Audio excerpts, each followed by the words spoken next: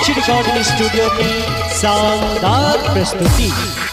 रे हमर पाकल जाय छै गोटे गोटे दाढ़ी, देखी भंगठ गेलै आल बर तुहार। केना के मोर बियाह होइते भाई रे, केना के मोर बियाह होइते, केना के मोर बियाह होइते।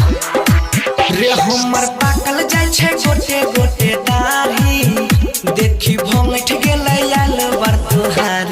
केना के मोर बियाह होइते भाई रे, केना के मोर बियाह होइते भाई रे, केना के मोर बियाह होइते भाई रे, केना के मोर बियाह होइते।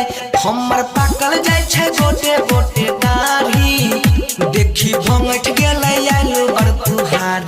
केना के मोर बियाह होइते भाई रे, केना के मोर बियाह होइते।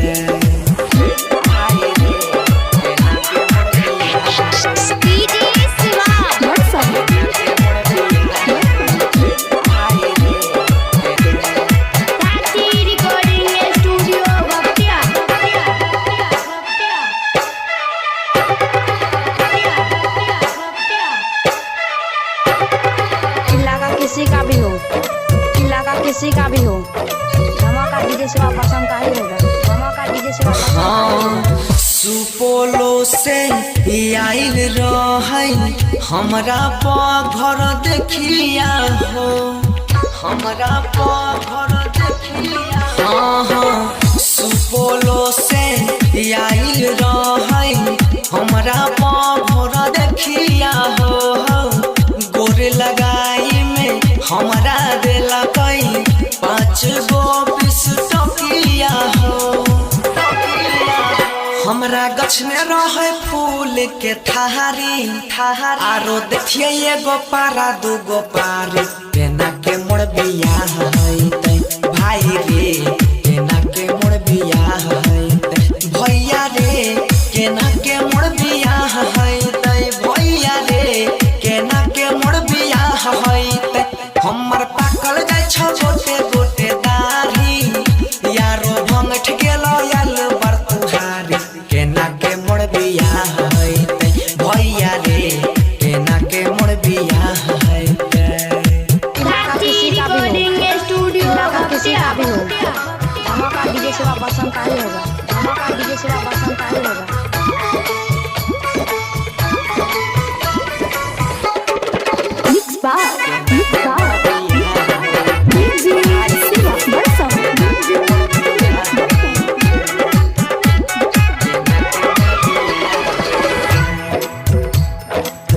पशुपति राइटर देला कई यगुआ के भंगठाई हो, यगुआ के भंगठाई।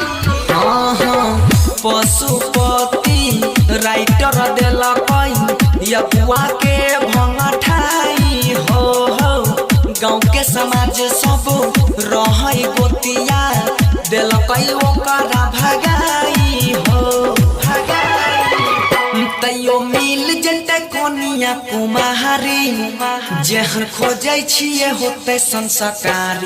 काल्हे खुना बियाह करबै भाई रे, काल्हे खुना बियाह करबै हम काल्हे खुना बियाह करबै भाई रे, काल्हे खुना बियाह करबै। ताहू चले हमरा बरियाती, मजा ली है खूब आज भर राती। काल्हे